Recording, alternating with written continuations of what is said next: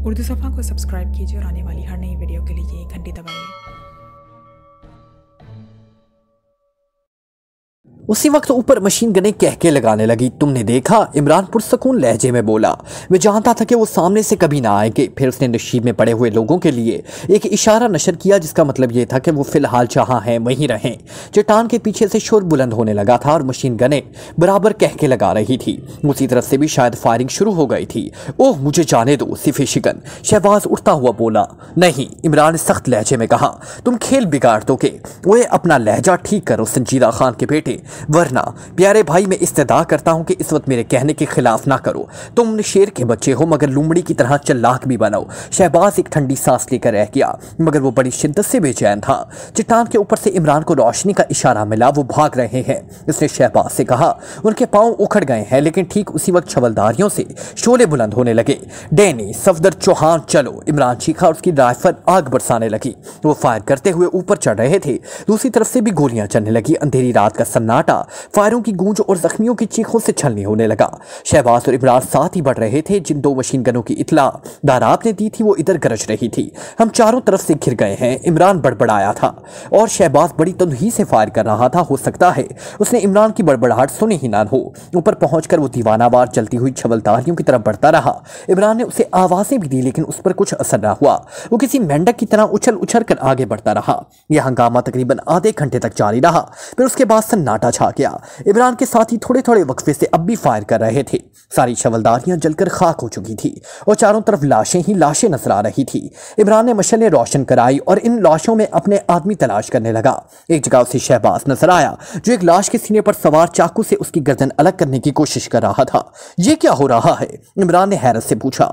शहबाज ने सर उठाकर उसकी तरफ देखा। इमरान चौंक कर पीछे हट गया। वो किसी आदमी का चेहरा नहीं था, हरगिज नहीं। उसे किसी भी सूरत से आदमी नहीं कहा जा सकता, या फिर इमरान ने आज तक इतनी दरिंदगी किसी आदमी के चेहरे पर देखी ही नहीं थी। उसकी आंखें सुर्ख थी और दांत बाहर निकले पड़े थे। ऐसा मालूम हो रहा था जैसे वो इस लाश को अपने दांतों से उधेड़ रहा हो। ये फेलर्सवोर है, उसने पागलों की तरह कहका लगाया। फिर उसका सर काट कर बस्ती में ले जाऊंगा। मैं उन्हें दिखाऊंगा कि कहाँ है वो आसमानी बलाएं और वो किस पर नाजिल हुई हैं।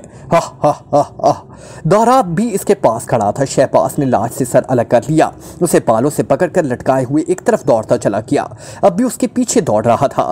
फिर इमरान ने घोड़ों की टापों की आवाजें सुनी, जो लहजा व लहजा दूर होती जा रही थी। दूसरी सुबह खुशगवार नहीं थी, क्योंकि उसकी गिर्द लाशें ही लाशें थी और भी अपने 5 आदमी भी खो चुके थे। इन लाशों में 2 सफ़ेद फामों की लाशें भी नजर आईं और 2 हल्की मशीन गनें भी उनके हाथ लगी। हमला आवरों की तकरीबन 70 आदमी खेत रहे थे। 10 जख्मी थे, जो इस वक्त भी वहीं पड़े कभी करहा रहे थे और कभी गार वाले को गालियां देने लगते थे। लेकिन इनमें इतनी सख्त नहीं थी कि अपने पैरों पर खड़े हो सकते। इतने में 3-4 सवार भी नजर आए, जो थोड़े थोड़े वक्फे से हवाई फायरिंग कर रहे थे। वो जल्दी पहचान लिए गए, क्योंकि इनके में शहबाज भी था। घोड़े घेर घेर कर पकड़े गए। शहबाज के साथ एक दराब था और 3 आदमी और भी थे। वो ताउनशुदा चूहों की तरह अपने घरों से निकल निकल कर भाग रहे हैं, लेकिन मैंने उन्हें कुछ नहीं कहा। बस फेलर वर्ग का सर एक ऊंचे बांस पर रखकर उसे जमीन में गाड़ आया हूं। इसने बच्चों की तरह कहका लगाया। उसके साथी भी हंसने लगे। वो अपने गिर्द पड़ी हुई लाशों से जरा बराबर भी मुतासिर नहीं मालूम होते थे। उन्होंने इन जख्मियों की तरफ भी तवज्जो नहीं दी, जो उन्हें देखकर और ज्यादा कराने लगे थे। मैंने अभी 3 कटाली वालों को मौत के घाट उतारा है और इनके घोड़े उन्हीं घोड़ों में मौजूद है, शहबाज ने कहा। फिर आदमियों से बोला, इन घोड़ों को उधर लाओ। मैं इन सफेद लाशों को इन पर बांधकर गार वाले को तोहफा रवाना करूंगा, ताकि वो हमें फना कर देने के लिए दूसरी आसमानी बलाएं भेजें। इमरान खामोशी से सब कुछ देता रहा। हालांकि यह हिकमत अमली के खिलाफ था, मगर वो खामोशी रहा। इस स्टेज पर वो शहबाज को इसका एहसास नहीं होने देना चाहता था कि वो उससे अपना पाबंद बनाने की कोशिश कर रहा है। उसके साथी घोड़े तलाश करके लाए और उन्हें दोनों सफेद फामों की लाशें इन पर बांध दी गई। शहबाज इस तरह कहके लगा रहा था जैसे उसके इस मजाक पर गार वाला खुद को बेवकूफ महसूस करेगा। थोड़ी देर बाद इमरान के सारे साथी भी शहबाज के लाए हुए घोड़ों पर बैठ गए। फिर उनकी टापों की धमक से जमीन थर्राने लगी। अब इमरान बड़ी आजादी से अपना ट्रांसमीटर इस्तेमाल कर रहा था। हेडफोन उसके कानों पर चढ़े हुए थे और थोड़ी थोड़ी देर बाद जूलिया और तीनों लड़कियों की खैरियत मालूम कर रहा था। जूलिया ने उसे बताया कि कुछ लोग मकान में घुस आए थे, लेकिन उन्हें हाथ लगाए बगैर वापस चले गए। लेकिन वो चारों बुरी तरह खौफजदा थी। जूलिया ने बताया कि तीनों लड़कियां ज्यादातर रोती और इमरान को गालियां देती रहती हैं। इमरान ने जवाब में कहा, एक दिन दुनिया की सारी औरतें इसे गालियां देंगी, क्योंकि वो एक ऐसा महलूल तैयार करने का इरादा रखता है जो मच्छर मार होने की बजाय औरत मार हो। शहबाज ने इमरान से कहा, तुम्हारे पास कितना और किस किस किस्म का सामान है? अब तो मैं ये सोचने पर मजबूर हूं कि गार वाले की लाश कुत्ते घसीटते फिरेंगे। मगर इमरान थोड़े तवक्कुफ के साथ बोला, हाँ तुम्हारी बस्ती वाले तो शायद अब इसका साथ देने की हिम्मत ना करे, लेकिन दूसरी बस्तियों के मुतल्लिक क्या ख्याल है? मेरी बस्ती के अलावा ऐसी 5 बस्तियां और भी हैं जहां गार वालों की पहुंच जल्दी हो सकती है क्योंकि वो नजदीक हैं। मगर इन 5 बस्तियों में मैंने अपने आदमी भी रात ही भेज दिए हैं। अगर उन्होंने तुम्हारा साथ देने का इनकार कर दिया तो मैं तुमसे कहता हूं कि वो सब इससे बेजार है। वो सारे शिकराल को अपना गुलाम बनाना चाहते हैं। इमरान फिर खामोश हो गया। उनके घोड़े भी बड़ी तेज रफ्तारी से आगे बढ़े चले जा रहे थे और हद नजर तक भूरी सनखलाख जमीन फैली हुई थी। दफतन हेडफोन से जूलिया की आवाज आई, इमरान, यस जूलिया, यहाँ जंग शुरू हो गई है। क्यों, क्या हुआ? शायद वो गार वाला अब खुद ही निकल आया है। उसके साथ तकरीबन 200 सवार हैं और वो इस मकान में घुसने की कोशिश कर रहे हैं। किस मकान में? जिसमें हम लोग मुकीम हैं। बस्ती वाले उन्हें मकान में दाखिल होने से रोक रहे हैं। अच्छा ठहरो, हम फौरन वापस हो रहे हैं, इमरान ने कहा। फिर जैसे ही शहबाज को यह मालूम हुआ कि उसे अपना घोड़ा मोड़कर दूसरे रास्ते पर डाल दिया। जल्दी, शहबाज चीख रहा था, जितनी जल्दी मुमकिन हो चलो। इमरान ने भी चीख कर यही कहा और घोड़ों की टापें संखलाख जमीन पर बजती रही। वो आंधी और तूफान की तरह आगे बढ़ गए। शहबाज के घोड़े के पैर तो जमीन पर लगते मालूम ही नहीं होते थे। वो सबके आगे था। इस अफरा तफरी में ट्रांसमीटर इमरान के घोड़े से गिर गया और अगर उसने बड़ी फुर्ती से हेडफोन ना उतार फेंका होता तो शायद वो भी झोंक में नीचे चला गया होता। इस वक्त इतनी फुर्सत कहाँ थी कि वो इसका अंजाम देखने के लिए मुड़ भी सकता। वो अब तक महज ट्रांसमीटर की हिफाजत ही के ख्याल से घोड़े की रफ्तार के मामले में मोहतात रहा था। मगर अब इसका घोड़ा भी शहबाज ही के घोड़ों के बराबर दौड़ रहा था। 200 में से 2 भी नहीं बचेंगे। शहबाज चीख रहा था, बढ़ो, अपने घोड़ों को सुस्त ना होने दो, बस्ती वाले हमारे ही लिए उनसे भिड़ गए हैं। शायद वो मुख्तसिर से मुख्तसिर रास्ता इख्तियार करने की कोशिश कर रहा था। तकरीबन 20 मिनट बाद वो बस्ती में दाखिल हुए और शायद पहला फायर शहबाज ही ने किया। वैसे वो दूर ही से फायरों की आवाजें सुनते आए थे। बस्ती वालों ने उन्हें देखकर खुशी के नारे लगाए और एक बार फिर जोरों शोर से जंग शुरू हो गई। शहबाज तो बिल्कुल दवाना हो गया था। उसके बाएं हाथ में रिवॉल्वर था और दाएं हाथ में खंजर। घोड़े की बाग उसने छोड़ दी थी। रिवॉल्वर शायद खाली हो चुका था। फायर अब वैसे भी नहीं हो रहे थे। ये जंग तो मगलूबा थी। फुरकैन एक दूसरे से भिड़ गए थे। अब या तो तलवारें चल रही थी या खंजर। इमरान के साथी फौजियों ने कुल्हाड़ियां संभाली थी और छट छपट कर हमला कर रहे थे। दफतन इमरान ने डैनी को आवाज दी कि वो अपने आदमियों को लेकर मजमा से निकलने की कोशिश करे। डैनी समझ गया कि इमरान क्या चाहता है। वो अपनी 11 शिकारियों को एक तरफ निकाल ले गया और इस तरफ बढ़ने की कोशिश करने लगा जहां से हमला आवर शहबाज के मकान में घुसने की कोशिश कर रहे थे। इत्तेफाक से पोजीशन लेने के लिए उन्हें एक मुनासिब जगह भी मिल गई और उन्होंने बड़ी तेजी से हमला आवर पर बाढ़ मारी। दूसरी तरफ से इमरान ने अपने फौजियों को बढ़ाया। अब वो घोड़ों से गिरते और चीख चीख कर गार वालों को गालियां देते। शहबाज का कहका उनकी आवाज़ों से भी ऊंचा था। जरा ही देर में नक्शा बदल गया, लेकिन शहबाज ने चीखने के बावजूद भी बस्ती वाले भागने वालों का ताकुब कर पे इन पर फायर करते। इमरान और उसके साथियों ने हाथ रोक लिए। भगोड़ों को मत मारो, भगोड़ों को मत मारो, शहबाज चीखता रहा, लेकिन किसी ने भी नहीं सुना। बस्ती वाले पसपा होने वाले बराबर फायर करते रहे थे। कुछ देर बाद दोनों ही नजरों से ओझल हो गए। अलबत्ता घोड़ों की टापों और फायरों की आवाज़ें वो अब भी सुन रहे थे। शहबाज दीवानों की तरह लाशें उलटता पलटता फिर रहा था। इमरान सीधा उसके मकान में घुसता चला गया। 2 लड़कियां बेहोश पड़ी थी और तीसरी जूलिया से लिपटी हुई बुरी तरह कांप रही थी। इमरान को देखते ही वो भी एक तरफ लड़क गई। जूलिया, इमरान ने उसके सर पर हाथ रखता हुआ बोला, क्या हाल है? वो भाग गए। जूलिया कुछ ना बोली। उसने दोनों हाथों से इमरान का हाथ पकड़ लिया था और उसे अपनी पूरी कुव्वत से भींच रही थी। फिर दफतर उसकी गिरफ्त ढीली पड़ गई और इमरान ने बेआइज़गी उसे फर्श पर डाल दिया। वो भी तीनों लड़कियों की तरह बेहोश हो गई थी। वो निकल गया। दफतर शहबाज तूफान की तरह अंदर घुसता हुआ बोला, उसकी लाशें इनमें नहीं है। क्या तुमने उसे देखा था? इमरान ने पूछा। नहीं, वो मुझे नहीं दिखाई दिया। तब फिर ये कैसे कहा जा सकता है कि वो इन लोगों के साथ यहाँ आया था? पता नहीं, शहबाज ने कहा। फिर बेहोश लड़कियों की तरफ देखकर बोला, क्या ये सर गई, मर गई? नहीं, बेहोश हो गई हैं। शहबाज फिर दरवाजे की तरफ मुड़ गया। इमरान जूलिया को होश में लाने की तदबीरें करता रहा। फिर एक्स2 के मातहत भी वहां आ गए। इन सबके चेहरे उतरे हुए थे और ऐसा मालूम होता था जैसे कोई भयानक ख्वाब देखकर जाग पड़े हों। उनकी जबानों से कुछ भी नहीं निकला। वो खामोश खड़े बेहोश लड़कियों को देखते रहे। क्यों दोस्तों, क्या हाल है? इमरान ने हंसकर पूछा। ठीक है, खावन ने एक तवील सांस ली। जरा आवाज में मर्दानगी पैदा करो प्यारे, इमरान ने तंजिया लहजे में कहा।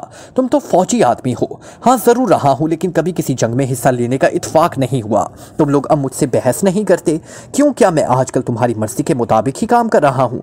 किसी ने जवाब नहीं दिया। इमरान ने एक एक जवाब तलब नजरों से देख रहा था। फिर वो सीधा खड़ा होकर बोला, अपने चेहरों से वहशत दूर करो, अभी तो बहुत कुछ करना है। तुमने कब कहा है कि ना करेंगे? तनवीर अपने खुश होंठों पर जुबान फेरता हुआ बोला। इमरान फिर लड़कियों की तरफ मुतवज्जा हो गया और बतख तमाम उन्हें होश में ला सका। जूलिया के अलावा और सब होश में आते ही चीखने लगी थी, लेकिन उनकी जबान सुनकर वो सब हैरान रह गए, क्योंकि ये जबान उनकी समझ से बाहर थी। वो बिल्कुल शिकरालियों के लहजे की नकल उतार रही थी, लेकिन जबान शिकराली नहीं थी, दूसरे से कोई जबान ही नहीं थी। शायद उनके दिमाग माउफ हो गए। जूलिया फटी फटी आंखों से उन्हें देख रही थी। ओह खुदा के लिए, इमरान उसे मुखातिब करके बोला, तुम अपना दिमाग काबू में रखना। मैं ठीक हूँ, जूलिया मुस्तहमिल आवाज में बोली। फिर उसने अपना सर झुका लिया। फिर शाम तक लाशें उठाई जाती रहीं, तकरीबन 150 लाशें। लड़कियों की हालत बदस्तूर वही थी। वो अपने कपड़े फाड़ती और एक दूसरे को नोचने घसूटने की कोशिश करती। मजबूरन उसके हाथ पैर बांध दिए गए। जूलिया मामूल पर आ गई थी, लेकिन अब भी खौफजदा थी। इमरान के साथी शिकरालियों को देखते थे और उनकी ज़बानें गंग हो जाती थी। ना वो मखमूम मालूम होते थे और ना खुश। उनकी हालत जानवरों सी थी, जिसके कुछ जानवर मर गए हों और अब जिंदा बचने वालों को भी ना हो कि कुछ देर पहले उनकी तादाद कितनी थी। शाम को इमरान ने देखा कि कुछ लोग शहबाज के मकान की दीवारों पर चढ़कर फालसी रंग का एक झंडा नस्ब कर रहे हैं। ये क्या हो रहा है? इमरान ने शहबाज से पूछा। ओह, शहबाज हंसकर बोला, आज इन लोगों ने मुझे बस्ती का सबसे बड़ा आदमी तस्लीम किया है कि ये झंडा पहले किसी और के मकान पर लगा हुआ था। वो देखो। शहबाज ने दीवार की तरफ उंगली उठाई। वो बड़े चेहरे वाला आदमी जो झंडा गाड़ रहा है, ये झंडा आज सुबह तक इसी के मकान में लहराता रहा था। क्या तुमने उसे इस पर मजबूर किया है? हरगिज नहीं, वो खुद ही ऐसा कर रहा है। ये झंडा दूसरी बार इस मकान पर लहराया जा रहा है। एक बार मेरे बाप की जिंदगी में लहराया था और आज। शहबाज फिर हंसने लगा। बस्ती वाले इन दोनों की पुश्त पर खामोश खड़े थे। जैसे ही झंडा नस्ब हो चुका, उन्होंने हाथ हिला हिला कर चीखना शुरू कर दिया। वो खुशी का इजहार कर रहे थे। झंडा नस्ब करने वाले दीवार से उतरकर शहबाज के पास आया और मुस्कुराकर कहा और उसके शानों पर दोनों हाथ रखे और झुककर उसकी पेशानी चूम ली और अपने गले से सुर्ख रंग का रुमाल खोलकर उसके गले में बांध दिया। एन हंगाम सर खुशी में शहबाज के 2 आदमी वापस आए, जो उसने पिछली रात दूसरी 5 बस्तियों के लिए रवाना किए थे। वहां से पैगाम आया था कि वो लोग गार वाले का साथ नहीं देंगे। शहबाज ने उसका ऐलान किया और एक बार फिर मुजबाने खुशी के नारे लगा दिए। अरे तुम लोग आखिर अब शराब क्यों नहीं पीते? शहबाज ने कहा। हमारा अकीदा है कि अगर हम शराब पिएंगे तो खुदा हमारे लिए शिकस्त उतारेगा, हम पर कुत्ते भौंकेंगे और हम जलील हो जाएंगे। शहबाज ने उसे संजीदगी से सुना और खामोश हो गया। चारों तरफ कह के गूंजते रहे, अच्छा अब तुम गिलास रख दो। इमरान ने गुस्सेदी आवाज में कहा। क्यों? शहबाज चूंकर उसे घूरने लगा। काम की बात करो, इस आरजी फतह पर पागल ना हो जाओ। ये जश्न अब खत्म होना चाहिए। तुम बार बार ये क्यों भूल जाते हो कि फिरंगी उसके साथ ही हैं? ओह, मैं सबको फना कर दूंगा। अच्छी बात है, तो फिर मुझे इजाजत दो कि मैं अपने साथियों को किसी महफूज मकाम पर पहुंचा दूं। मैं नहीं समझा, हो सकता है कि आज रात आसमानी बनाए नासिल हो जाए। साफ साफ कहो। शहबाज झुलाया। क्या इधर से हवाई जहाज भी गुजरा करते हैं? कभी कभी। क्यों? क्या कभी किसी ने यहाँ हवाई जहाज को उतरते भी देखा है? हाँ, एक बार मैंने सुना था इस गार वाले से मिलने के लिए कोई आया था। बस, तो फिर तुम लोग यहीं शराब पी कर नाचते रहो और सुबह में वापस आकर तुम लोगों की लाशें दफन करा दूंगा। उस संजीदा खान के बेटे, मैं तुम्हें सर से ऊंचा उठाकर पटक दूंगा तो मुझे ना उठा सकोगे। इमरान ने आहिस्ता से कहा। सुनो, क्या ये मुमकिन नहीं है कि वो गार वाला चुल्लाहट में हम लोगों पर बमबारी करा दे? अरे, शहबाज मुज़क्का अड़ाने वाले अंदाज में हंसा। तुम चूहे क्यों हुए जा रहे हो? संजीदा खान के बेटे, इस वक्त हमें चैन से ऐश करने दो। सुबह ना जाने क्या हो। हम सब हर वक्त अपनी जिंदगी हथेली पर लिए फिरते हैं, इसी तवक्को पर कि रात को घर वापस जाकर ऐश करेंगे। अच्छा दोस्त, तुम ऐश करो ऐश, हमें जाने दो। हम रात बसर करने के लिए कोई गार तलाश करेंगे। जाओ, दफा हो जाओ। इस वक्त ना छेड़ो, अभी तो यहाँ कुछ भी नहीं हुआ। ऐसे मौक़ों पर हमारी औरतें बड़े शानदार नाच नाचती हैं, हम सब नाचते हैं। तुम जाओ, दफा हो जाओ। फिर लड़कियों को शहबाज के मकान से निकाला गया। तीनों यूरेशियन लड़कियां चीखती चिल्लाती रही। जब वो जा रहे थे तो शहबाज फिर दौड़ता हुआ इमरान के पास आया। तुम्हें वहम हो गया है प्यारे भाई, आओ हमारे साथ ऐश करो। ऐश से हमें नफरत है, हम तो तकलीफ व मुसाइब को ज्यादा पसंद करते हैं। अच्छा, मैं 2 आदमी तुम्हारे साथ कर रहा हूँ। ये तुम्हें ऐसे गारों में ले जाएंगे जहाँ तुम जैसे वहमी लोग चैन से रात बसर कर सकें। कुछ देर बाद वो हकीकतन ऐसे ही कुशादा किस्म के गारों में पहुंच गए, जहाँ बहुत एतमीनान से रात बसर कर सकते थे। ये बस्ती से ज्यादा दूर नहीं थे। इमरान गार के दहाने पर आड़ बैठा। वो सचमुच अपने इस अंदेशे के मुतालिक यकीन रखता कि ऐसा जरूर होगा, और ये अंदेशा गलत नहीं निकला। कुछ ही देर बाद हवा के झोंके के साथ हवाई जहाज की हल्की सी आवाज आई, फिर ये आवाज करीब आती गई। बमबारी जरूर होगी। इमरान मुड़कर अपने मातहतों से बोला जो करीब ही थे। कबल इसके कि वो कुछ जवाब देते धमाके सुनाई दिए और फिर तो पे धमाकों की आवाजें आने लगी। इमरान, जूलिया कपकपाती हुई आवाज में बोली, ने किस जहन्नुम में घसीट लाए हो तुम? मेरा ख्याल है कि तुम्हारी शैतानी अकल तन्हा भी ये कारनामा अंजाम दे सकती थी। अरे इस एक्सट्रो के बच्चे से खुदा समझे। इमरान अपने सर पर दो हथड़ियां मारता हुआ बोला। बमबारी अब भी जारी थी और वो बेशुमार भागते हुए आदमियों का शोर सुन रहे थे। शोर करीब बढ़ता आ रहा था। गालिबन बस्ती वालों ने उन्हें गारों का रुख किया था। इमरान और उसके साथी तिहाने से पीछे हट गए। लोग गिरते पड़ते गारों में घुस रहे थे। अगर इमरान के साथियों ने पहले ही से मशालें ना रोशन कर रखी होती तो शायद वो इन भागने वालों की बदहवासी का शिकार हो गए होते। खामोशी से इमरान हाथ उठाकर बोला। कर वो जवार के सारे गारों में बस्ती वाले शोर मचाते हुए घुस रहे थे। इसी शोर में इमरान ने शहबाज की आवाजें सुनी जो बाहर सिर्फ शकन को पुकारता फिर रहा था। इमरान भीड़ हटाता हुआ गार के दहाने की तरफ बढ़ा। फिर उसने शहबाज को आवाज दी और वो तीर की तरह इसकी तरफ आया। ओ सिफे शिकन, मेरे दोस्त, मेरे भाई। वो इमरान से लिपटकर उसे भींचता हुआ बोला, तेरी नजरें वो भी देख लेती हैं जिस पर गैब के पर्दे पड़े हुए हैं। तुमसे बात करने को भी दिल नहीं चाहता। पता नहीं इस वक्त कितने आदमी तुम्हारे इस जश्न की भीड़ चढ़ गए होंगे। मैं क्या करता? संजीदा खान के बेटे बस्ती वाले खुद ही जश्न मनाना चाहते थे, तुम उन्हें रोक सकते थे। अब मैं कभी तुम्हारी हंसी नहीं उड़ाऊंगा। शहबाज भराई हुई आवाज में बोला, तुम बहुत अक्लमंद हो। तैयारा अभी तक बस्ती में मंडला रहा था मगर शायद बमों का स्टॉक खत्म हो गया था। वो कुछ देर तक फिजा में चिंगारता रहा, फिर उसकी आवाज आहिस्ता आहिस्ता दूर होती चली गई। शहबाज, दफतन एक बूढ़े ने हाथ हिलाकर गुस्सेले लहजे में कहा, हमारी तबाही का बायस यही शख्स है। नहीं, अपनी आवाज मेरी आवाज से ऊंची करने की कोशिश न करो। अपनी तबाही का बायस हम खुद ही बने हैं। अगर हम ये जश्न न करते या इस वक्त इसका कहना मान लेते जो इसने गारों में घुसने का इरादा जाहिर किया तो हमारी ये हालत ना होती। क्या हम सब ने इसका मुसीका नहीं उड़ाया था? बूढ़े ने खामोश होकर दूसरी तरफ मुंह फेर लिया। दूसरी सुबह बस्ती वालों ने बड़ी अंधोनाक साबित हुई। शायद ही वहां कोई ऐसा मकान रहा हो जिससे पिछली रात बमबारी से नुकसान ना पहुंचा हो। और चारों तरफ औरतों, बच्चों और मुर्दों की लाशें पड़ी नजर आ रही थी। अब इमरान सिर्फ इस आदमी के मुतालिक सोच रहा था जिसे ये लोग गार वाले के नाम से याद करते थे। उनके बयान के मुताबिक वो सिर्फ एक फकीर था और आहिस्ता आहिस्ता उसने सारे शिकराल पर सिक्का जमा लिया था। इमरान ने कोशिश शुरू की कि शहबाज को जल्द से जल्द इस बस्ती की तरफ कूच कर देने के लिए आमादा कर ले जहां इस पुरइसरार आदमी का क्याम था। शहबाज ने कहा, मैं खुद भी अब बहुत बेचैन हूं, लेकिन ये तो सोचो कि अगर उन्होंने फिर हमारी अदम मौजूदगी में बस्ती पर धावा बोल दिया तो इस बार सारी औरतें और सारे बच्चे फना हो जाएंगे। फिर इमरान ने सवाल किया, मैंने दूसरी बस्तियों से कुछ ऐसे आदमी मंगवाए हैं जो यहाँ रहकर सिर्फ औरतों और बच्चों की हिफाजत करें। फिर इस बस्ती का एक एक मर्द तुम्हारे साथ जाएगा। इमरान खामोश हो गया। उसके साथ ही भी यही चाहते थे कि जल्द से जल्द इस मसले का तस्फिया हो जाए, फिर खवास जिंदा रहें या मर जाएं। उम्मीदों बीम की कशमकश उनके लिए सुहाने रूह हो रही थी। सपहर तक मुख्तलिफ बस्तियों से तकरीबन 300 आदमी आ गए। जब उन्होंने औरतों और बच्चों की लाशें देखी तो उन्हें संभालना दुश्वार हो गया। इनका इसरार था कि वो भी इस मुहिम में उनके शरीक होकर इन औरतों और बच्चों का इंतकाम लेंगे। शहबाज उन्हें बिदिक तमाम इससे बाज रख सका। बहरहाल उन्होंने कस्में खा ली कि वो आखिरी सांसों तक बस्ती की हिफाजत करेंगे। फिर 1 घंटे के अंदर ही अंदर एक बार फिर जमीन लरजने लगी। तकरीबन 250 घोड़े अपनी तूफानी रफ्तार से उसे मुतलजल कर रहे थे। शायद उन्होंने बामुश्किल तमाम 5 या 6 मील की मुसाफत तय की होगी कि उन्हें फिर तैयारे की गरज सुनाई थी। इमरान और शहबाज के घोड़े सबसे आगे जा रहे थे। वो फिर आ रहा है, शहबाज दांत पीस कर बोला, और यहाँ चटेल मैदान में कहीं सर छुपाने की जगह भी नहीं मिलेगी। दफतन इमरान रकाबों पर खड़ा हो गया। शाने से राइफल उतारी, घोड़े की बाग उसने छोड़ दी थी और दोनों हाथों से राइफल थामे हुए आवाज की सिमत देख रहा था। दफतन कुछ दूर पर तैयारा सफेद बालों के नीचे दिखाई दिया। इमरान ने निशाना लिया और फायर कर दिया, और फिर वो मैगजीन लगे हुए राइफल से बेतरफे फायर करता ही रहा। घोड़ा इसी रफ्तार से दौड़ रहा था और इमरान रुकाबों पर खड़ा फायर कर रहा था। अचानक तैयारे के पिछले हिस्से से पूरे धुएं की लकीर निकलने लगी। रास्ता काटो, इमरान चीखा, मैंने उसे मार लिया है। शहबाज ने बाईं जानिब अपना घोड़ा मोड़ दिया और फिर सबका रुख इधर ही को हो गया। अलबत्ता इमरान का घोड़ा उसी सिमत दौड़ा जा रहा था। त्यारा अपने अगले हिस्से के बल नीचे की तरफ आ रहा था। इमरान ने जीन पर बैठते हुए घोड़े को एड़ लगाई और वो तेजी से दौड़ने लगा। फिर एक जबरदस्त धमाका हुआ और दूर दूर तक आग फैल गई। पथरीली जमीन से टकराकर तैयारा पाश पाश हो चुका था।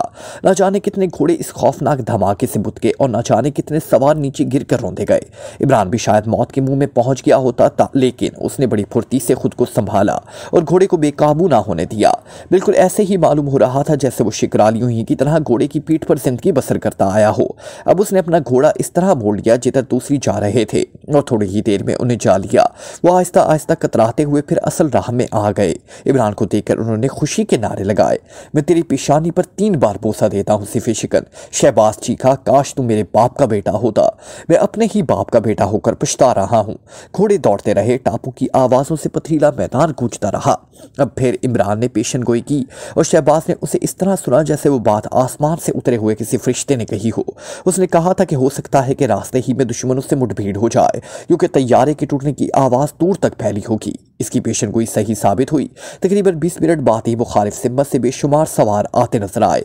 फिर दोनों तरफ से फायरिंग शुरू हो गई और दोनों ही तरफ से कई आदमी घोड़ों से गिरे, लेकिन घोड़ों की रफ्तार में कोई फर्क ना आया। एक बार फिर वही पिछले दिन की सी जंग मगलूबा का मंजर दिखाई दिया। करीब होते ही फुरकैन ने खुंजर खींच लिया और इमरान के फौजियों ने कुल्हाड़ियां संभाल ली। ये पूरा दस्ता पिछली जंग अजीम में अफ्रीका के महाज पर लड़ चुका था और उसने वहां खास तौर पर जरलू तरीका जंग की ट्रेनिंग ली थी। इमरान ने हंगामे जंग में इमरान ने शहबाज की आवाज़ सुनी जो कह रहा था, मैंने तुझे देख लिया है ओ छिछोरे फकीर। लेकिन शहबाज उसे नजर नहीं आया। उसके दोनों हाथों में खंजर थे और उसने घोड़े की लगाम छोड़ दी थी। उसके साथी उसे घेरे हुए थे। दफातन उसकी नजर एक तवील कामत आदमी पर पड़ी जिसके चेहरे पर घनी दाढ़ी थी और सर के बड़े बड़े बाल उलझे हुए थे। आंखें सुर्ख थी। उसके जिस्म पर शिकरालियों ही जैसा लिबास था, लेकिन फिर भी ना जाने कि वो शिकरालियों से बहुत ज्यादा मुख्तलिफ मालूम हो रहा था। इमरान इस तक पहुंचने की कोशिश करने लगा। अब इससे शहबाज को भी देखा जो हकीकतन इस आदमी तक पहुंचने की कोशिश कर रहा था। इमरान सोच रहा था कि कहीं शहबाज छूटते ही उसे खत्म ना करते। उसे हरगिज ना पसंद करता। अगर इन साजिशों का सरगना वो था तो उसे जिंदा पकड़ना ही ज्यादा मुफीद साबित होता। शहबाज इमरान से कबल ही इस तक पहुंच गया। उसने इस पर खंजर से वार किया, लेकिन तवील कामत सवार ने झुकाई देकर इसकी कलाई पर हाथ डाल दिया। फिर ऐसा मालूम हुआ जैसे उसकी आंखें शोले बरसाने लगी हो। खबरदार! इमरान धारता हुआ उसकी तरफ झपटा। इतनी देर में खुद शहबाज ही ने कलाई छुड़ा ली थी, लेकिन खंजर अब के हाथ में नहीं था। शहबाज ने घोड़े की पुश्त से इस पर छलांग लगाई, लेकिन इमरान इसका हशर नहीं देख सका। वैसे उसने उसे घोड़े से जमीन पर गिरते जरूर देखा था, क्योंकि उसकी छलांग लगाते ही दराजकद सवार ने बड़ी फुर्ती से अपना घोड़ा पीछे हटा लिया था। इमरान को इस तक पहुंचने में दुश्वारी पेश आ रही थी, क्योंकि उसे भी उसके साथी घेरे हुए थे, लेकिन वो जगह बनाने की कोशिश करता ही रहा। अब तक वो निस्फ दर्जन दुश्मनों को मौत के घाट उतार चुका था। नफतन इमरान ने तीर बरदार फौजियों को आवाज दी और इनसे 5 फौरन ही इसकी मदद को पहुंच गए। रास्ता साफ करो, इमरान ने कहा। इस दाढ़ी वाले लंबे आदमी को जिंदा गिरफ्तार करना है। फौजी कुल्हाड़ियां चलाते हुए आगे बढ़े। दुश्मनों पर इनकी काफी धाक बैठ गई थी। इनमें पिछले वाले मार्के से भागे हुए लोग भी थे। उन्हें इन खौफनाक कुल्हाड़ियों का अच्छी तरह तजर्बा हो चुका था। वो काई की तरफ फटने लगे। दफतन इस लंबे आदमी की नजर इमरान पर पड़ी और एक लिहाजा के लिए ऐसा मालूम हुआ जैसे इससे सख्ता हो गया हो। फिर उसने अपने आदमियों को ललकारा कि वो कुल्हाड़ियां चलाने वालों को पीछे धकेल दें। साथ ही उसने रिवॉल्वर वाले से इमरान पर फायर किया। इमरान गाफिल नहीं था, इसलिए जाहिर है कि किसी दूसरे ही की घोड़े की जीन खाली हुई होगी। फिर उसने बेहतर पे कई फायर इमरान पर किए, लेकिन कामयाब ना हो सका। कुल्हाड़ियां चलाने वाले इमरान के लिए रास्ता बना रहे थे। दराजकर सवार ने अपने साथियों को ललकारा और एक बार फिर बड़े जोरों शोर से जंग शुरू हो गई। इमरान शहबाज के मुतालिक भी सोच रहा था, पता नहीं उसका क्या हशर हुआ हो। बहरहाल उसके ख्याल के मुताबिक वो बुरी तरह कुचला गया होगा। जंग शिद्दत अख्तियार करती जा रही थी। अब तक 3 बरदार फौजियों में से 3 हलाक हो चुके थे, लेकिन इसके बावजूद भी उनके जोशो खरोश में कमी ना वाक़या हुई थी, बल्कि वो अब पहले से भी तेजी से ज्यादा हमले कर रहे थे। दूसरी तरफ दराजकद सवार के आदमी भी उसकी हिफाजत के लिए जानों पर खेल रहे थे। जैसे ही एक गिरता दूसरा उसकी जगह ले लेता। इमरान ने अपना घोड़ा पीछे हटाया। अब वो दरअसल डैनी की तलाश में था। कुछ देर बाद उसे मिल गया, लेकिन इस हाल में कि वो तनहा कई दुश्मनों में घिर गया था और उसके हाथ सुस्त पड़ते जा रहे थे। शायद वो जख्मी भी था। इमरान ने छूटते ही इन लोगों पर हमला कर दिया। पहले ही हल्ले में 2 गिरे। इमरान को देखते ही डैनी ने फिर संभाला हो गया। फिर 3 मिनट के अंदर ही अंदर वो दोनों वहां तन्हा रह गए। मैं शुक्रिया अदा करता हूँ मास्टर इमरान, दरअसल खंजरबाजी मेरी लाइन की चीज नहीं, इसने कहा। परवाह मत करो डैनी, तुम एक बहुत बड़ा कारनामा अंजाम दे रहे हो। अगर तुमने ये मार्का सर कर लिया तो जिंदगी भर अपने कारनामे पर फख्र करोगे। हाँ देखो, इस वक्त भी तुम्हारे पास वो जाल मौजूद है या नहीं जो तुम हमेशा रखते हो? है मास्टर, क्यों? मुझे इसकी जरूरत है। और डैनी, अगर अब तुम अलग हटकर थोड़ी देर सुस्ता लो तो बेहतर है। नहीं मास्टर, मैं अब इतना बूढ़ा भी नहीं हूं, डैनी हंसकर बोला और सीन से लटके हुए शिकार के थैले से जाल निकाल कर इमरान की तरफ बढ़ाया। शुक्रिया डैनी। इमरान ने जाल लेकर घोड़े को एड़ लगाई और लड़ने वालों से दूर भागता चला गया, बल्कि इस अंदाज में जैसे घोड़ा भड़क कर बेकाबू हो गया हो। इसके साथियों ने उसे हैरत से देखा, लेकिन इनके लिए नामुमकिन था कि वो इसकी मदद के लिए मजमा से निकलते। अलबत्ता डैनी ने आगे बढ़ने का इरादा किया, लेकिन फिर रुक गया। अगर इमरान ने इससे जाल ना मांगा होता तो शायद वो इसकी मदद के लिए दौड़ ही पड़ता, लेकिन अब उसे सोचने के लिए रुकना ही पड़ा। ये पूरी इसरार आदमी आज तक उसकी समझ में नहीं आ सका था। दफतन उसने एक दराज का सवार को मजमा से निकलकर इमरान के पीछे जाते देखा। इन शकरालियों में से नहीं था जो डैनी के साथ आए थे। इनका हुलिया अजीब था, बेतरतीबी से बड़ी हुई गुंजान दाढ़ी और सर पर बालों का झनकार। डैनी ने बेतहाशा अपना घोड़ा इसके पीछे डाल दिया। उसने सोचा कहीं ये वही पुर इसरार फकीर ना हो जिसके लिए इतना कश्ते खून हो रहा हो। तीनों घोड़े काफी फासले से दौड़ते रहे। फिर दफतन डैनी ने इमरान को पलटते देखा। दराजकद आदमी ने इमरान पर फायर किया, लेकिन डैनी इस फायर का अंजाम ना देख सका क्योंकि वो अपने होस्टर से रिवॉल्वर खींचने लगा था। उसने दराजकद आदमी पर फायर किया, लेकिन आवाज ही ना हुई। इसका रिवॉल्वर खाली हो चुका था। फिर जितनी देर में रिवॉल्वर के चेंबर पर था, इमरान ने दराजकद सवार के 5 या 6 फायर खाली देकर इस पर जाल फेंका, मगर दराजकद आदमी का घोड़ा बड़ी फुर्ती से उसे बचा कर ले गया। इमरान ने फिर जाल मारा, लेकिन शायद दराजकद आदमी का घोड़ा भड़क ही गया था। डैनी, इमरान चीखा, तुम अपने आदमियों के साथ रहो, मैं इसे निपट लूंगा। और फिर इसका घोड़ा दराजकद सवार के भड़के हुए घोड़े के पीछे दौड़ता चला गया। जंग का फैसला होने में देर नहीं लगी, क्योंकि जिसकी पुरअसरार कुव्वतों से डरकर वो शहबाज की बस्ती वालों से लड़ रहे थे, वो खुद ही भाग निकला था। उसके भागने के बाद उनके पांव भी उखड़ गए। वो इन भगोड़ों को चुन चुन कर कत्ल करते रहे और इनका ताकुब जारी रहा। डैनी भी पलटकर उन्हें से आ मिला था। इमरान के हुक्म से सरताबी करना उसके बस से बाहर था। वैसे उसका दिल तो यही चाहता था कि उसे तन्हा ना छोड़े। इसने शहबाज को देखा, जिसका पहरा हद दर्जा खौफनाक नजर आ रहा था और शायद इसकी पेशानी जख्मी थी, जिससे खून बह बह कर सारे जिस्म पर चेहरे पर फैल गया था। और शायद उसका बायां हाथ भी बेकार था, क्योंकि उसने घोड़े की लगाम दांतों से पकड़ रखी थी। दाने हाथ से खंजर था, जिसकी प्यास बहुत ज्यादा बड़ी हुई थी। वो बार बार उठता और भागते हुए आदमियों को लहू चाट कर दूसरी बार के लिए फिर तैयार हो जाता। सफदर ने चौहान से कहा, जो बहुत ज्यादा जख्मी था, पता नहीं ये गुरु घंटाल किधर निकल गया। अब मैं इन लोगों को किस तरह रोकूं, ये तो होश ही में नहीं मालूम होते। बस कुछ नहीं, इस तरह भागते रहो, कहीं ना कहीं मौत हमें आ तो पहुंचेगी। खावर और सदीकी को मैंने अपनी आंखों से मरते देखा है। क्या वो काम आ गए? सफदर तकरीबन चीख पड़ा। हाँ, चौहान ने भराई हुई आवाज में कहा और खामोश हो गया। सफदर कुछ देर तक खामोश रहकर बोला, लेकिन इन तमाम परेशानियों के बावजूद भी मैं इमरान के लिए बुरे ख्याल नहीं रखता। मेरे खुदा, वो कितना बेजिगर आदमी है। इमरान ने कई काम किए, लेकिन फिर भी मैं बुरे ख्यालात नहीं रखता। चौहान बोला, वो ना जाने क्या है, किस मट्टी से बना है। बाज़ुका तो मैं सोचने लगता हूँ कि कहीं वो शिकराल ही की मट्टी से ना बना हो। वो बहुत अजीम है सफदर। उसने जो कुछ भी किया है वो किसी के बस का काम नहीं था। दफतन उन्होंने देखा कि भागने वाले अपनी टोपियां उतार उतार कर फेंक रहे थे और इनके घोड़ों की रफ्तार सुस्त होती जा रही थी। फिर वो रुक ही गए। शहबाज के आदमियों ने उन्हें घेरे में ले लिया।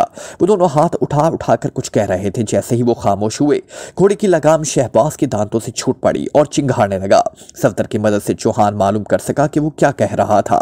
नहीं, तुम्हें अमान नहीं दी जाएगी, तुम जालिम हो। तुमने वो किया है जो शिकराल में कभी नहीं हुआ। जाओ हमारी बस्ती में देखो, तुम्हें बेशुमार बच्चों और औरतों की लाशें मिलेंगी। क्या तुम्हें अपनी माँ याद नहीं? बुलाओ इस खंजीर की औलाद को, हमारे लिए कोई नई आसमानी बला भेजे ताकि तुम महफूज रहो। वो कहा क्या? फिर उसने अपने साथियों से कहा कि उन्हें इतनी बेदर्दी से कत्ल करो कि इनकी रूहें कयामत तक चीखती और कराहती रहें। और फिर इमरान के साथियों ने एक दिल हिला देने वाला मंजिल देखा। उनके हाथ तो अब रुक गए थे। मरने वाले चीख रहे थे, बिलबिला रहे थे, रो रहे थे, लेकिन उन्हें कत्ल करने वालों के हाथ किसी तरह न रुके।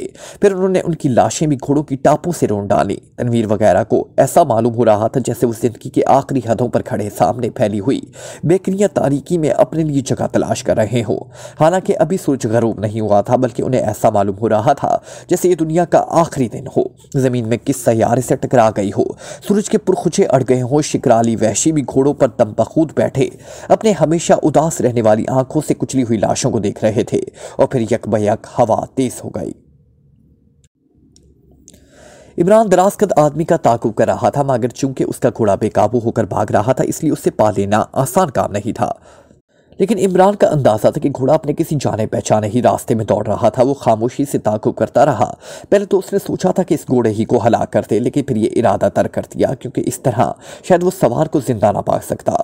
ये ताक़ुब तकरीबन आधे घंटे तक जारी रहा। फिर सूरज मगरबी उफ़क़ में झुकने लगा। दफतन इमरान ने दराज़कद आदमी के घोड़े को एक दरार में घुसते देखा। इमरान पहले तो हिचकिचाया, लेकिन जब उसके कानों में दूसरे घोड़े की टापों की आवाज़ें बराबर आती रही तो उसने भी बेखौफ होकर अपना घोड़ा इस दरार में डाल दिया।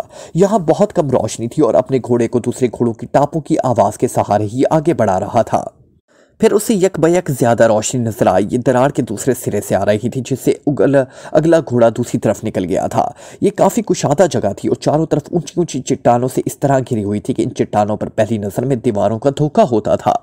घोड़ा रुक गया और दराज़कद आदमी ने इस पर कूदते वक्त पैर पे 3 फायर किए। इस वक्त तो इमरान की तकदीर ही यावर थी, वरना वो ढेर ही हो गया होता। पहले फायर पर वो गफलत से चौंका था और बकिया 2 फायर उसने अपनी कोशिश से बचाए। फिर उसने अपने घोड़े से छलांग लगाई।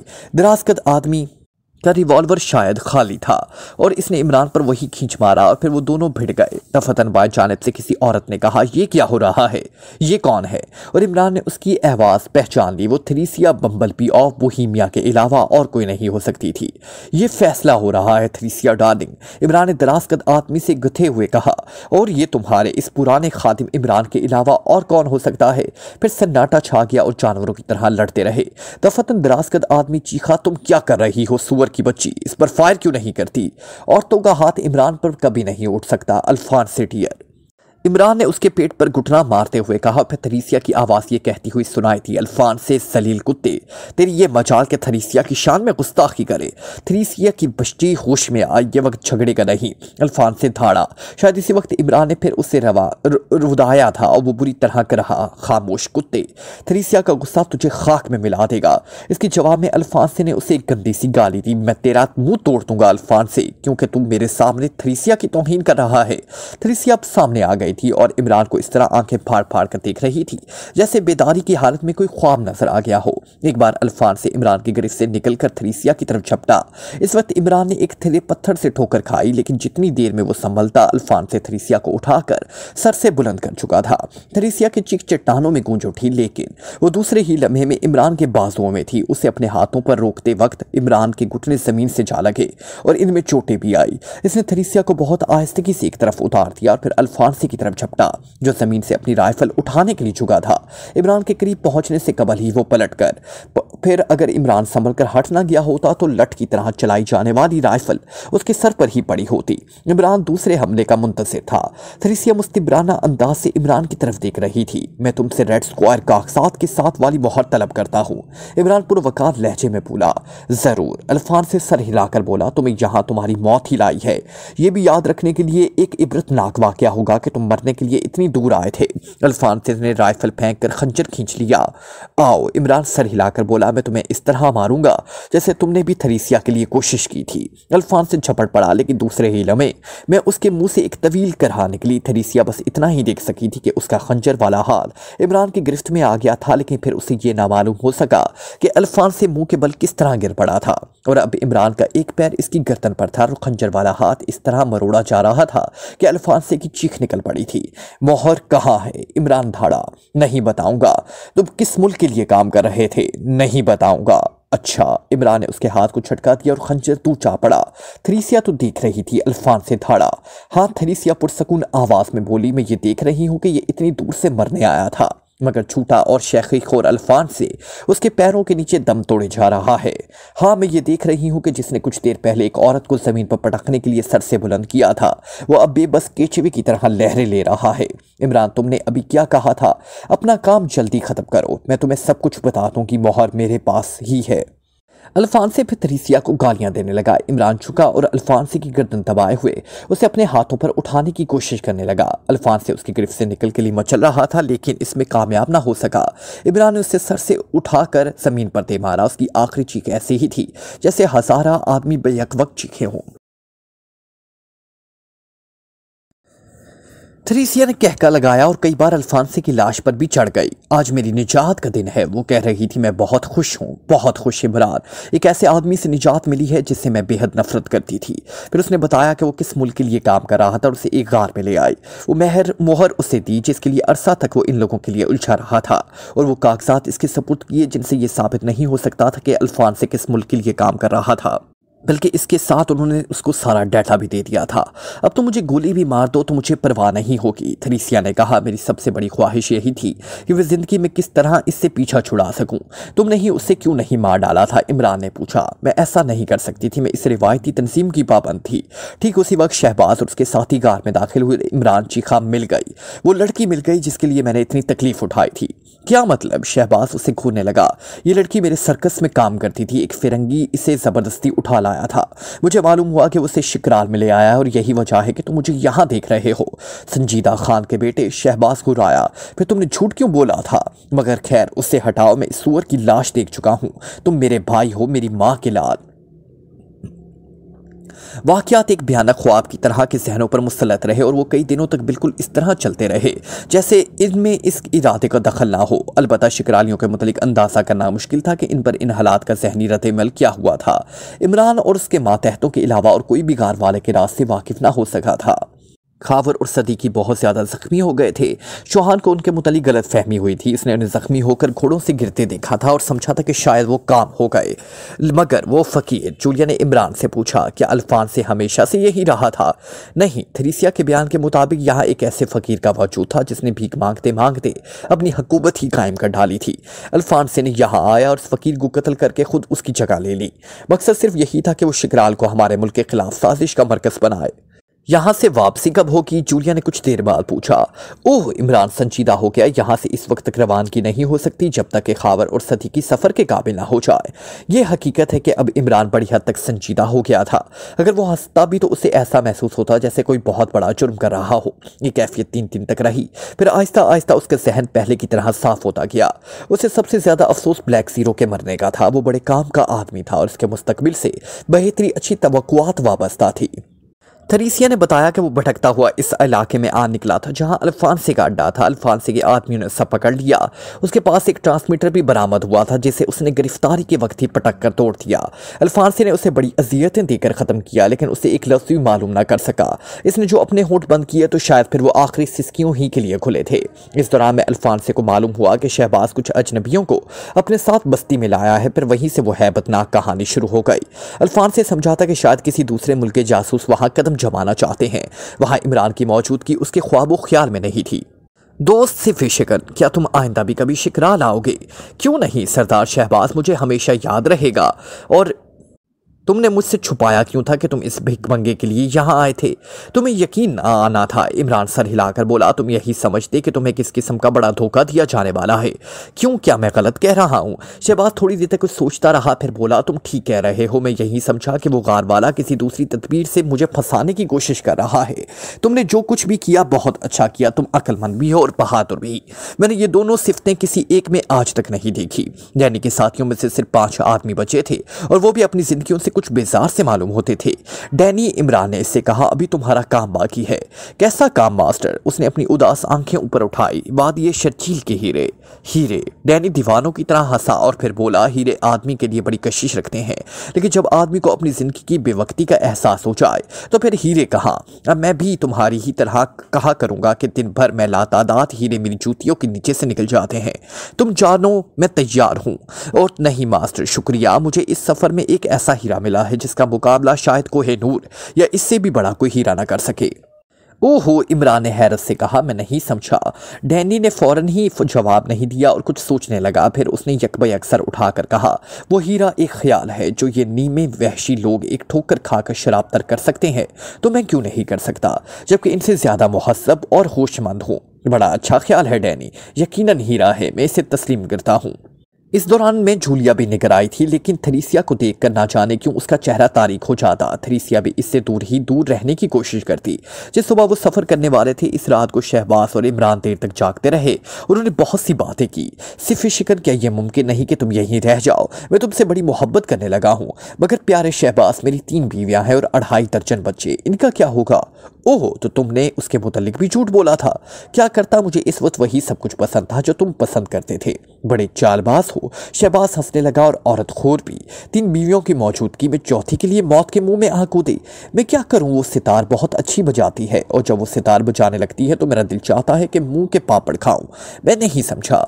अभी नहीं, ये बातें इस वक्त समझ में आएंगी जब तुम भी किसी लड़की के मौत के मुंह में कूदोगे। वापसी का सफर शुरू होते ही उन्होंने खुशी के नारे लगाए, लेकिन ये सफर इमरान की दानिश में आमद के सफर से ज्यादा तकलीफदेह साबित होने वाला था, क्योंकि उनके सारे जानवर, जिनमें खच्चर भी शामिल थे, इस रात जल भी गए थे जब छवलदारियों में आग लगाई गई थी। इमरान जानता था कि एक मखसूस हद तक चलने के बाद घोड़े बेकार हो जाएंगे और उन्हें संभालने के लिए भी काफी जदोजहद करनी पड़ेगी। उसके आगे के रास्ते पर खच्चर ही कारआमद साबित हो सकते थे। शिकराल में उन्हें एक भी खच्चर नहीं मिल सका था। वो खामोशी से चलते रहे, लेकिन फिर इमरान को खामोशी खलने लगी। उसे बकवास करने का मसला हक था। ज्यादा देर तक खामोश रहने से उनकी जुबान में गोया ईंधन सी होने लगती थी और वो इसकी कैफियत को हब्सुल कनबाज के नाम से याद करता था। ठीक उसी वक्त थरीसिया अपना घोड़ा बढ़ाकर उसके करीब पहुंच गई। आखिर तुम मुझे क्यों ले जा रहे हो, ऐसी सूरत में जबकि मुझे कानून के हवाले करने का भी इरादा नहीं है? इसने पूछा। मुझे खुद भी नहीं मालूम, इमरान बोला। नहीं, ये मालूम करने की कोशिश करो। थरीसिया मुस्कुराई। उसकी आंखों से मुतरस्सा था कि वो इमरान की जुबान से कोई ऐसी बात सुनना चाहती है जो उसकी किसी तेरी या ख्वाहिश के बरअक्स ना हो।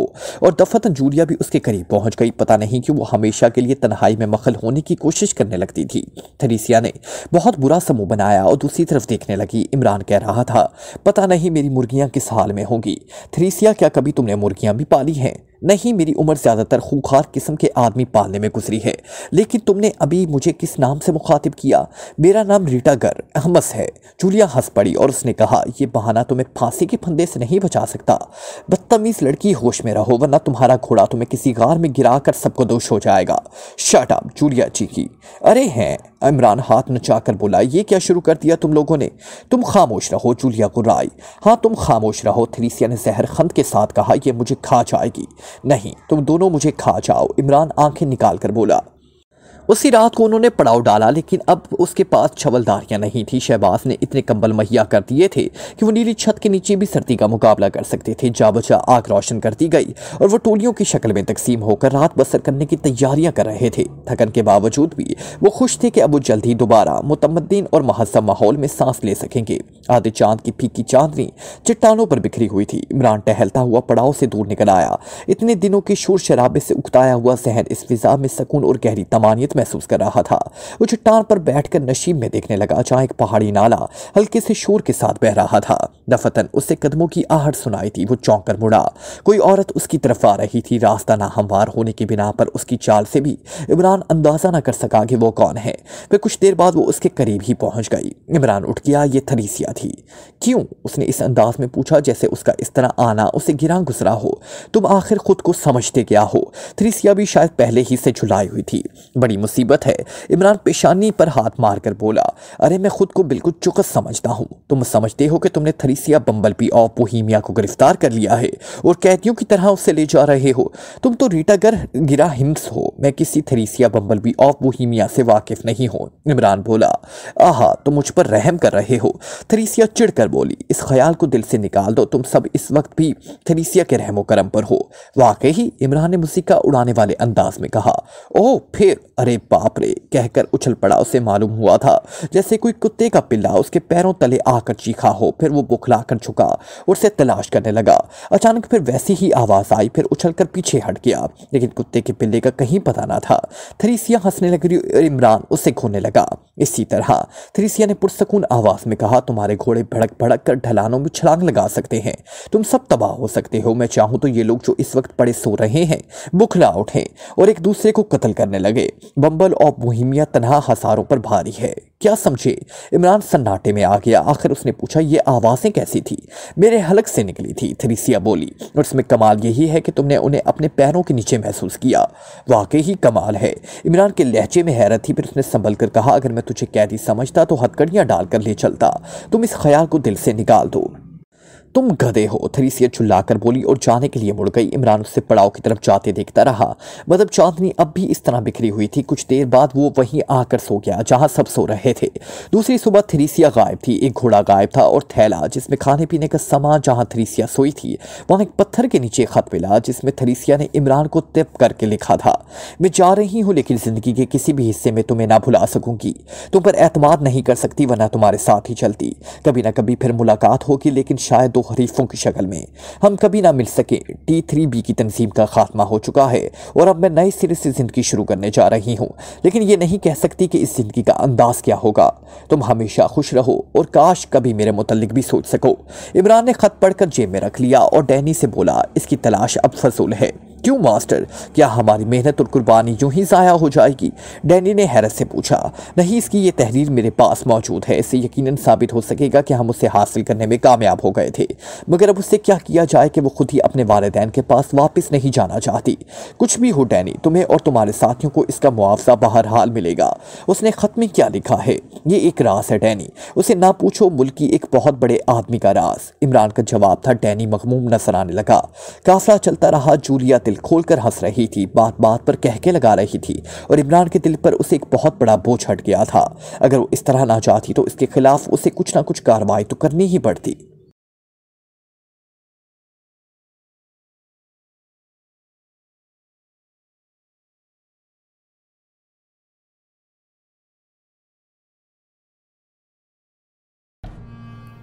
Like, comment, share, press the bell icon.